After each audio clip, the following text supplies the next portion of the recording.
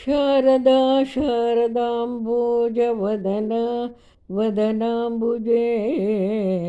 सर्वदा सर्वदास्माकं सन्निधिः सन्निधिं क्रियात् दोर्भिर्युक्ता चतुर्भिः स्फटिकमणिमयीमक्षमालां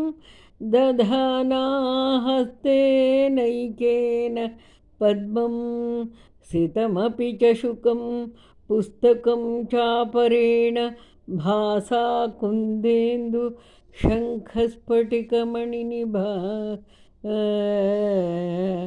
भासमाना समाना सा मे वाग्देवतेयं निवसतु वदने सर्वदा सुप्रसन्ना या कुन्देन्दुतुषारहार धवला या शुभ्रवस्त्रावृता या वीणावरदण्डमण्डितकरा या श्वेतपद्मासना या ब्रह्माच्युत